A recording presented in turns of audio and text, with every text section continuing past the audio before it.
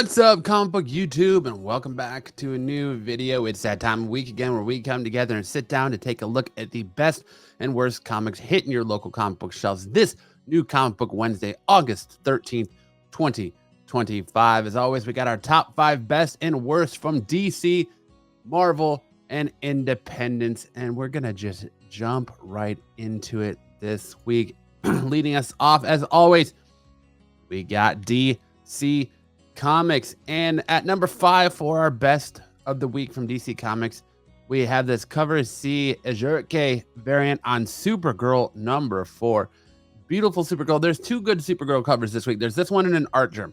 I went with this one because the art germs are kind of all feeling the same in a lot of ways. So I went with this Supergirl one here. You got the Super Kitty. You got a beautiful Supergirl with the yellow sun hitting her as she's recharging, kind of reaching her hand out to you, being like, come on, reader, take my hand and let's go on an adventure together. It's a beautiful cover. The colors work. The use of the background works. It's just really, really well done. A perfect representation of Supergirl as we're heading into 2026, 2027, which will be probably the year of the Supergirl leading up to the release of Supergirl Woman of Tomorrow in theaters, because I think everyone is willing and ready to see a full glimpse of Millie Alcock as Supergirl and not just the little bit of teaser we've been getting as of late. Moving on to number 4, we have this Cover B Jack Hughes variant on Fire and Ice When Hell Froze Over number 5. I love the use of the 2 characters center stage, giving off that very Wizard of Oz feel as they lock arms and walk down this ice road. I love the use of the greens, the turquoise, the blues. All the colors here work really, really well to give us a beautiful cover and a perfect representation of these 2 characters on this Fire and Ice book. One that's got a little bit of fantasy and intrigue to it that'll definitely make you want to pick it up and look at what's going on the inside. Moving on to number 3, we have this Cover B Gilliam March variant on Aquaman number 8. What an intense photo. You have Aquaman in the throes of battle, his intensity on his face, the way his hair flows. Look at the detail in the scaling on his armor on his outfit. Look at the detail in his trident. It is a beautiful Aquaman that I feel like perfectly represents this character charging into battle with one of his fierce foes. Coming in at number 2, we have this Cover B Derek Roberts variant on Batman and Robin 24. We're kind of getting that feeling that maybe DC might be doing it again. History might be repeating ourselves. We might find the death of another Robin. What would Batman do if he loses Damian Wayne?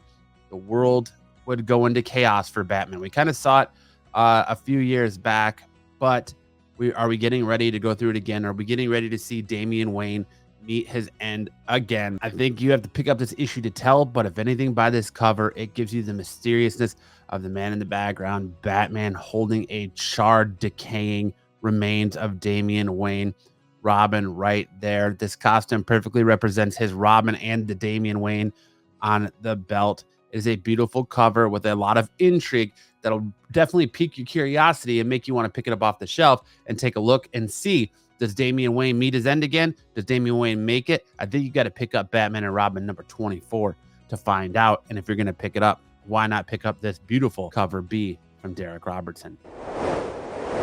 And our best cover of the week from DC comes to us in the way of this Cover C Juan Ferreira variant on Superman the Kryptonian Spectrum number 1. This cover perfectly represents the different and multiple personalities and personas of Clark Kent and Superman equally. You have young Clark Kent, teenage Clark Kent, current Superman, young Superman, and old Superman. It perfectly displays the different versions of Superman and personalities hidden within the Superman character and Clark Kent himself as they explode onto this cover. It is dynamic. The colors pop. The colors work.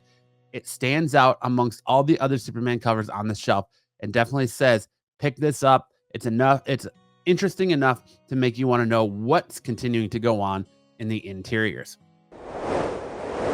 At number 5, we have this V. Ken Marin on Green Lantern Corp number 7. There's a lot going on in this cover. It doesn't really explain what's going on in the interior of the books. I feel like there's just so much to go in on. It's hard to focus and key on one focal point. It's hard for the eye to just catch one thing. When you look at it quickly, it looks like a giant blur, and it's going to look like that on the shelf. There's nothing in here that's going to draw your interest, that's going to make it stand out to make you want to pick it up versus any of the other Green Lantern books this week. It just kind of looks like a jumbled mess on this cover that'll make you kind of want to maybe pass it up and look for something a little bit more eye appealing. Coming in at number 4 for the worst covers of the week from DC, we have this cover C Tristo Khan's variant coming to us on Batman Gotham by Gaslight, A League of Justice. I don't like this cover for the simple fact that it's pretty standard. You've got that green background with the Trinity in the front, Batman, Superman, Wonder Woman. And they're all supposed to be in this Victorian era Gotham by Gaslight, Gotham universe. Batman with his Wolverine-esque claws, looks like Wolverine cosplaying Batman at a local Halloween contest. You got Batman over here looking like he's fighting for his life, asking who does number 2 work for. You got a Wonder Woman cosplayer up front, and then you got Superman in the background looking more like the comedian cosplaying as Superman than he does actually Superman. I'm sure this is a fine book. This cover just doesn't really do it for me. It doesn't really stand out. Yes, you get your Trinity on the front, and I think that's what they're really panning on, is you to give them your hard-earned $5.99 because you're getting your trio of Batman, Superman, and Wonder Woman all on the front cover in this Victorian era-esque Batman story. But I just don't sell on this. It doesn't grab me, and it's one that I'll be leaving on the shelf this week. Coming in at number 3, we have this George Farnes variant on Batman and Robin 24. If you go back to our best cover of the week, that cover I felt like conveyed emotion. It gave you a reason to want to pick it up. Curiosity, the fear of Batman losing Damian. This I feel like doesn't do much. You got the red hand with Batman and Damian's face in it, with the whatever that is in the background. It looks like Superman's cape flying through. I'm not sure if that's supposed to be somebody's eyes. I think it is because you kind of have the textured here, like you would see on most Superman, like a Spider-Man eye or most masked characters' eyes, Deadpool eyes, anything like that. Hanging over the city of Gotham as you've got a little Batman and Robin jumping against with the moon in the background. It just doesn't work for me. It doesn't convey curiosity. It's just kind of whatever. If you look at this cover versus the one that made the cover of the week plus the A cover, it's like, all right, this is definitely the weakest of the covers. It doesn't convey a lot, and it doesn't really prompt you to want to pick it up and read the interiors. So I think this is one that you should probably pass on, especially at the $5.99 cover price. You could find a better option as far as covers go on this book this week. And coming in at number 2, we have this cover B Tulia Lotte variant on Superman, the Kryptonian Spectrum number 1. When did Superman become Zac Efron? Dude, let's just chill out. It's like this artist was like, hey, you know what? David Cornsweat's a great Superman in the DCU, but I'm pulling for Zac Efron. I always wanted to know what Zac Efron would look like as a Superman. I thought Zac Efron would make a killer Superman, so let's draw Zac Efron holding some red Krypton, cosplaying as Superman. I'm not down for this. This is just not my style. I never wanted to know what Zac Efron looked like as Superman. So I'll just go and pick up a different cover on this book if I pick this book up at all. It is a black label, so there's a lot of speculation that you're going to finally get to see pink kryptonite and all of its force, but who knows? All I know is that it looks like Zac Efron is seductively staring at me in a Superman shirt, and I don't really know how to feel about that. It gives me confusing feelings in my tummy. And coming in at number 1 on our worst covers of the week for DC, we have this cover B Ashley Wood variant on Batman Dark Patterns number 9. This foreground figure looks like something out of that creepy stories or scary stories you read in the Dark book when I was a kid. It looks like Batman is just sneakily coming up on this character like, I'm gonna tickle you. Looking like a straight up tickle monster creeper in the background. There's a lot going on here. It's hard to distinguish what this even is in the foreground. Is it like Alfred? Is it a zombie? Is it a decaying body? What is it that Batman is sneaking up on to tickle here? I don't know. This cover doesn't do it for me. These Ashley Wood covers are very hit or miss for me. And this one is a big miss. It's very weird. Very, I don't know. I guess it is thought provoking of all that, because you kind of wonder, why is Batman sneaking up on this dead body? Is he investigating a crime? What's going on here? I don't know. The fact that Batman is less Dark Knight and more Tickle Monster in this image kind of just turns me off and makes me want to leave this one on the shelf. All right, so that's it for our DC best and worst covers this week. Let's move on to Marvel. And leading the charge for us for Marvel this week at number 5, we have this Zoe variant on Laura Kinney Wolverine number 9. You have the return of the Honey Badger. It mixes that anime and classic American comic book style again. It's a beautiful cover. I love the detail on Laura Kinney in the background with Honey Badger front and center with that middle claw. Kind of looks like she's flipping the reader off. It's got style, it's got flair, it's got intrigue. It's definitely one that I think is the best cover on this Laura Kinney Wolverine book this week, and one that you should definitely be looking at picking up. And number 4, we have this Ultimate Spider-Man Incursion number 3 Simone DeMeo variant. I love the close-up of Miles with his new suit, charging up his Venom blast with the reflection of a couple of characters in the eye. It's a beautiful action shot, a beautiful cover for this Ultimate Spider-Man Incursion number 3. Coming in at number 3, we have this beautiful Gerald Perel variant on Magic number 8. Look at Magic in action. It is a beautiful thing to see. There is a J. Scott Campbell cover on this book as well, but I kind of feel like the J. Scott Campbell cover was just a reused version of a cover we saw previously on the first couple issues of this book. I love the detail in her face. I love the detail in her costume, the detail in her sword, and the detail in the background. It is a beautiful action shot of Magic kind of doing this like spinning sword slash almost, ready to go. It screams action. It screams pick me up, take a look at what's going on inside, and let's go on this beautiful adventure. And of course, it helps that Magic, who is one of the sexier characters in the X-Men, is front and center, looking as beautiful as ever, ready to go, ready for battle, and ready for you to drop your hard-earned money as you pick this off the shelf this week.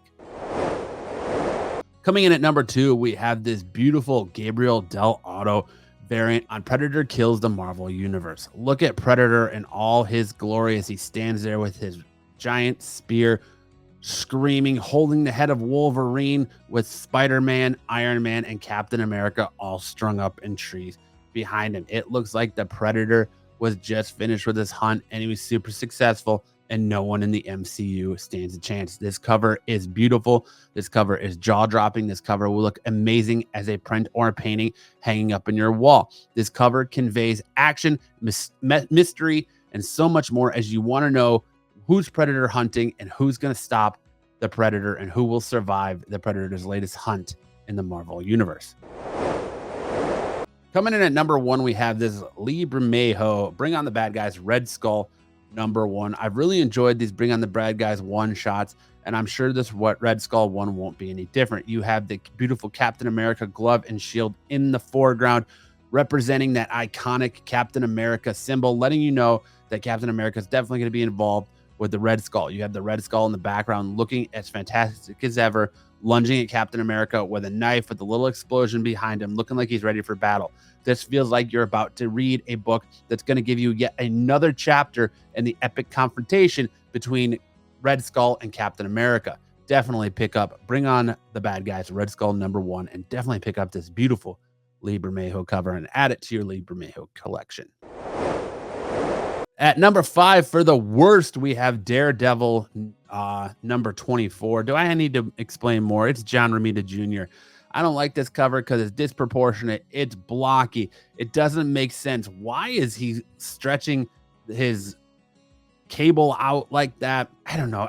I don't like, again, the blockiness of John Romita Jr. I feel like he's never been able to recover from that kick-ass. I say it every time I look at his art. Like, this is not a Daredevil book. It looks like it's a new character that belongs in the Kick-Ass franchise. I don't like John Romita Jr.'s art. He's lost the step. It's not the same as it was before. I don't dig it in Spider-Man. I definitely don't dig it in Daredevil. I don't like the blockiness of it. I wish John Romita Jr. could find a way to get out of this and go back to his old style. But alas, it is John Romita Jr. He is a legend. He still has his fans.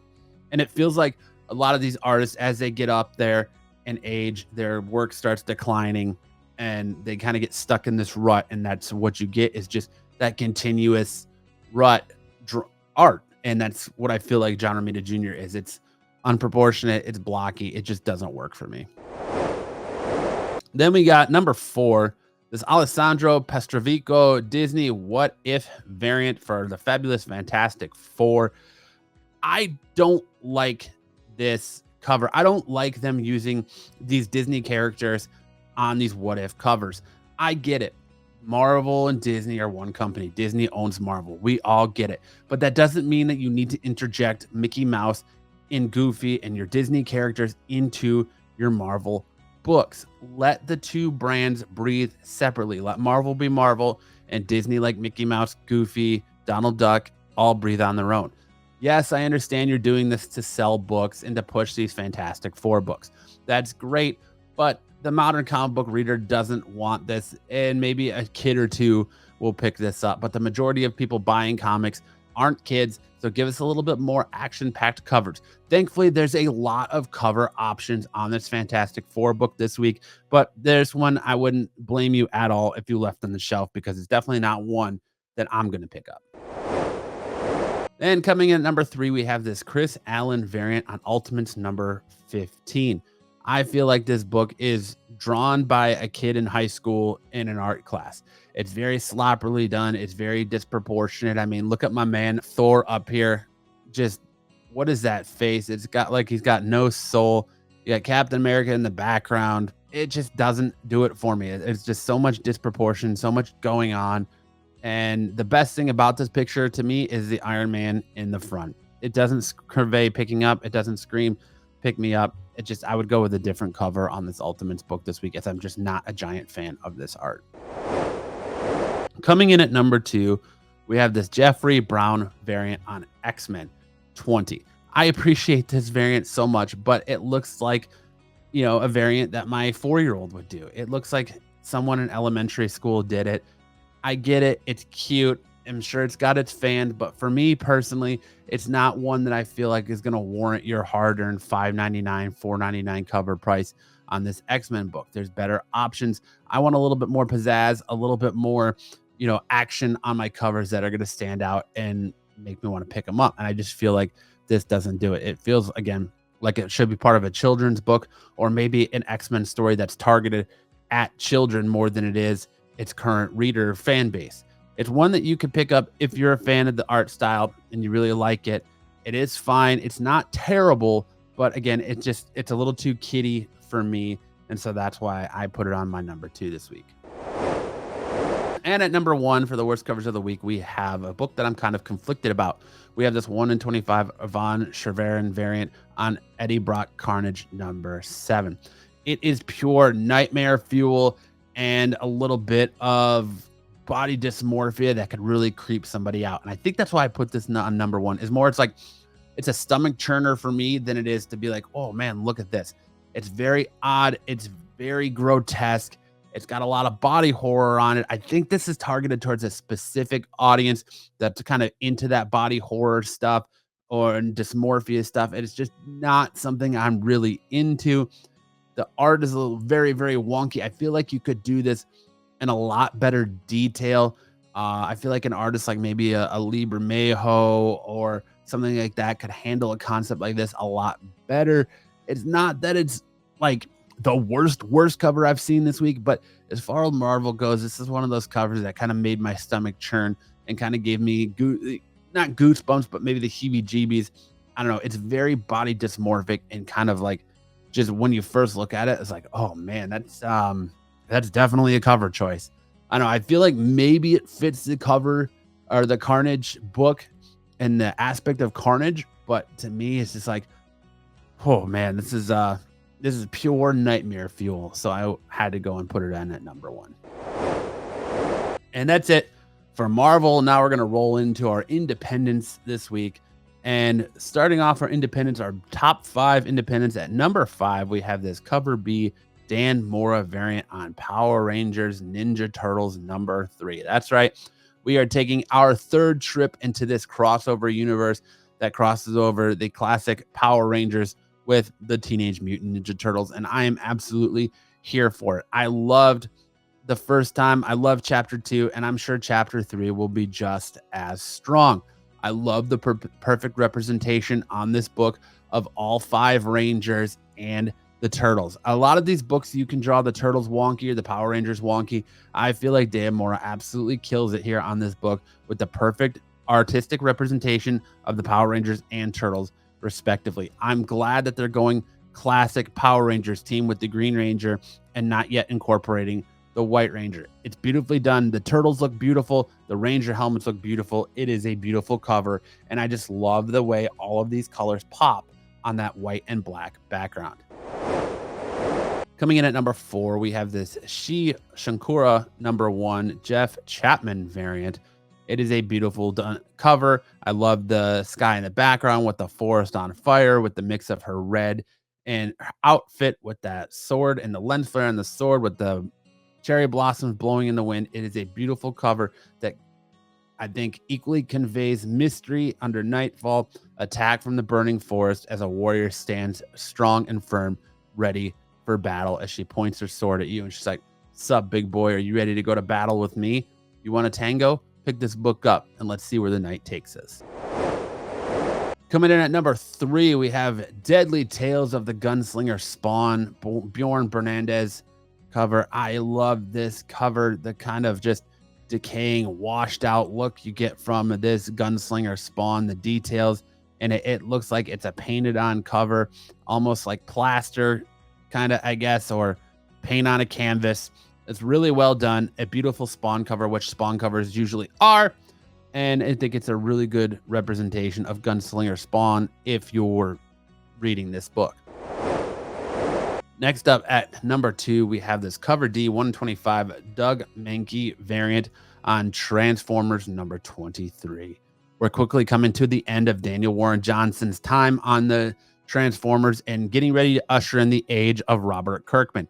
This is a beautiful Optimus Prime cover. Optimus Prime in the midst of battle, missing an arm, battle damage, torn up, standing still defiant in the rubble of the fallen city, in the rubble of what I'm assuming is his comrade Autobots, still defiant, still ready for battle. No matter what he faces, no matter the damage he's taken, he's still standing strong as that representation of the strength and leadership of the Autobots, ready for battle, standing defiant, ready to face down any enemy that still threatens his universe. Beautiful, beautiful Optimus Prime cover.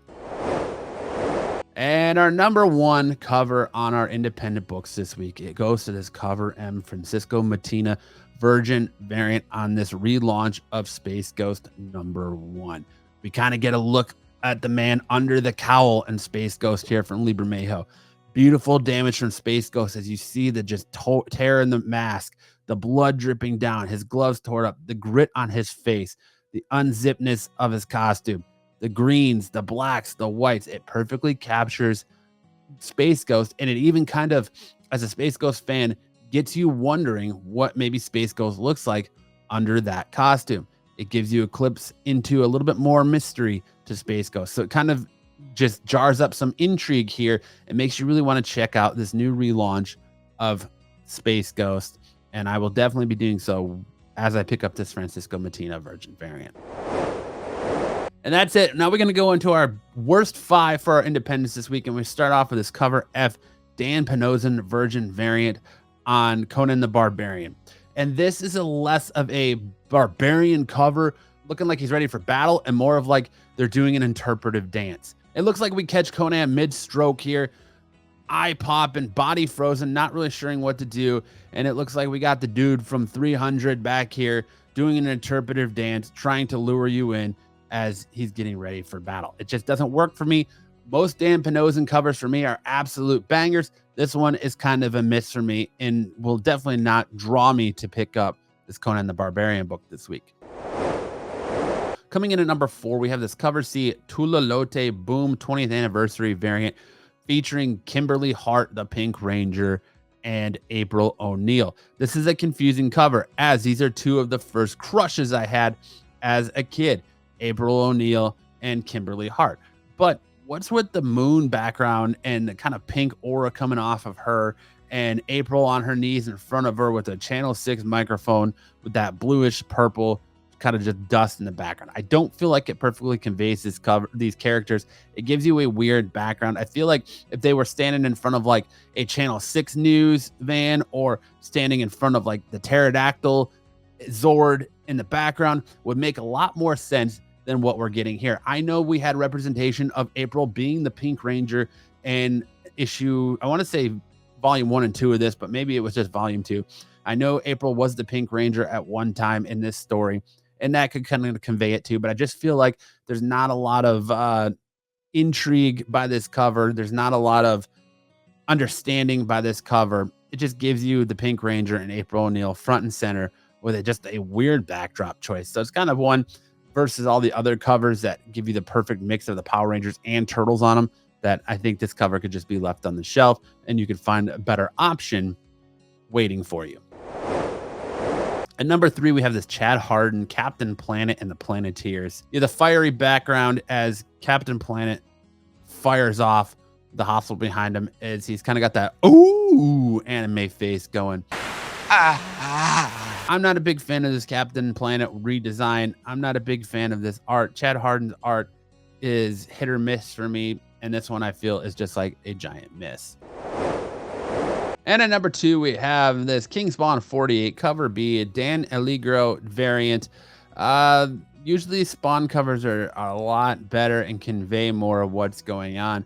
I'm just not a giant fan of this cover. I'm not a big fan of like the weird looking Spawn creature on it, the deformity in Spawn's face, the kind of like longer jaw screaming with the white smoke coming out of the eyes. It's just, it doesn't do it for me as far as a Spawn cover. When you get a Spawn cover, you're expecting these epic, just badass covers. And I feel like this one here does not perfectly convey that Spawn badassery cover. And it's just kind of like a meh cover. So I put it on at number 2.